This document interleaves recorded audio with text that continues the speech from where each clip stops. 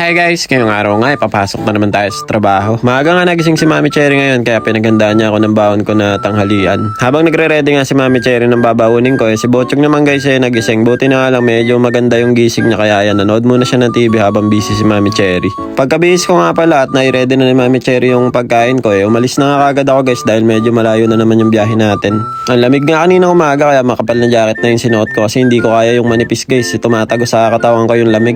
Medyo na late nga ako ng biyahe kanina guys kasi tumunog yung alarm ko ng 6:30 tapos hindi ko na malaya nakatulog pala ulit ako kaya pagising ko 6:40 na. Habang nagbabike nga ako dito sa may ilog, may nakita akong gaming chair. Ang ganda pa niyan guys, bago pa. Siguro masikip lang yung bahay nung nagtapon yan kaya nilagay na lang dyan sa may gilid. Dapat kaysa nilagay nila dun sa may gilid, binenta na lang nila sa may second hand shop, magiging pera pa yun. Pag ganitong view nga makikita mo araw-araw dito sa Japan umaga pa nga lang, talaga namang good morning. Bale eto, na-parking ko na nga pala yung bike ko tapos nilakad ko lang yung station guys. Kasi magkadoktong lang naman yung pinaka-station tapos yung parking ng bike. Bali sa ilalim lang siya ng release ng tren. Napakasakit nga ng uso ko kanina umaga guys hanggang ngayong maghapon dahil nga nag-winter na dito sa Japan, malamig na, nagdadry na yung mga labi. Meron namang mga nabibiling pamahi dito kaya lang guys hindi ako masyado nagamit nun. Feeling ko kasi naka-lipstick ako pagka gumagamit ako ng mga pamahid sa labi Rapid nga pala yung palagi kong sinasakyan na train dito kasi 2 stop lang nandun na agad ako sa may Yokohama Kapag kasi sa local ako sumasakay guys, siguro mga 6 na hinto or 7 hinto pa Sa mga nagtatanong nga pala guys kung mahirap daw mag-commute dito sa Japan, mahirap dito guys sa umpisa kapag hindi nyo pa talaga kabisado. Nung bago nga ako dito guys, lagi din ako naliligaw pero yung pagkaligaw ko na yun, doon naman ako natuto talaga. Kaya kahit saan nyo siguro ako dalhin dito sa Japan, basta may pamasahe ako, baka kauwi ako sa amin Bale, eto, nakababa na nga pala ako ng bus nyon papunta sa may trabaho namin Ayun yung trabaho namin guys. Kung nakikita nyo yung malaking building na yun na may net na kulay black, doon kami nagtatrabaho. Let's go! Trabaho na tayo. Update pala sa ginawa namin guys Nadikita na namin yun. Kasi ito, lilinisin ko na ngayon to kasi ito yung tatrabahuin namin ngayon umaga. Linisin ko yan, tapos papahiran na ng primer para may waterproof na lahat. Yun. Tapos na ako maglinis guys. So mag-ano naman tayo, mag-yoyo or magko-cover ng mga hindi dapat madumihan. Tapos pahiran na natin ng primer. Guys, yung mga kinaberan ko pala guys, yung mga ganyan. Yung mga hindi dapat madumihan. Yan, yung mga ganyan. Kinaberan yan. At ito, man. Yan. So break time na tayo guys. Yan, oras na ng break time. Alas 10 na ng umaga. Let's go. Ang lamig guys. So break time natin. Nag-jacket ako malamig. Kapi lang, masaya na ako.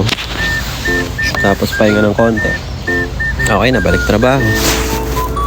Pagkatapos ka ng break time ko guys, yung mga nilinis ko naman kanina dyan ayan, pinahiran ko na yan ng primer. Bali, patapos na rin ako dyan. At ito nga pala, lunch break na namin. Ito yung pinabaon sa akin ni Mami Cherry, yung parang makakapal na bacon. Tapos meron lang din na hotdog. Tapos may baon na rin tayo dito, malaking tubig. Tapos na kumain guys. Pahinga na tayo ng konti. Pag tanghali naman guys, nakatambay lang ako dyan sa may upuan. Tapos minsan ka-video call ko rin si Mami Cherry at saka si Bochog. Trabaho na tayo ulit guys. Back to work. Pagkatapos nga ng lunch namin guys, bale ako yung nakakota sa taga-timpla ng pang waterproof namin. Pero nagpapahe din ako dyan guys kapag meron akong free time. Kasi mabilis maubos yung tinitimpla ko kanina dahil nga medyo malaki tong pinapahira namin. Siya nga pala, 2 side yung binabanata namin dyan guys. Sa kaliwat kanan kasi yung rooftop na yan Tapos eto guys, break time na namin. Uminom lang ako na itong lemon sisi kasi medyo sinisipon nga ako. Kaya kung mapapansin nyo ngayon guys, parang malungkot yung boses ko Tapos eto, pauwi na kami nyan kaya nakapag-video na ulit tayo. Ang ganda nga ng sunset Tapos nakikita pa si Mount Fuji. Yun nga lang, walang yellow ulit guys, natunaw ata.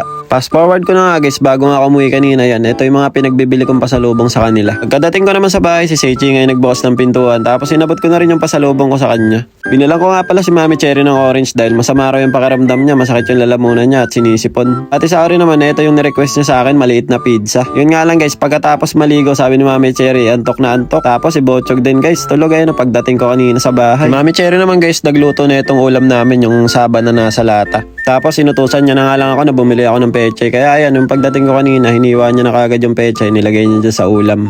O tara, kain na tayo guys. Itadakimasu. Bago nga pala kami kumain kanina, ayan, nagising si Bocho kaya pinakain na rin namin ni Mami Cherry. Si Seichi naman guys pumapapak ng hotdog. Nagustuhan niya kasi yung hotdog na baon ko sa trabaho kaya nagpaluto. Kaya ayun, sinusubukan na lang namin ni Mami Cherry ng kanin habang kumakain kami. So paano guys, magpapahinga na ako. Hanggang dito na lang muna. Kita-kits na lang ulit tayo next video. Diyan mata arigatou gozaimasu. Ngek ngek ngek. Bye bye.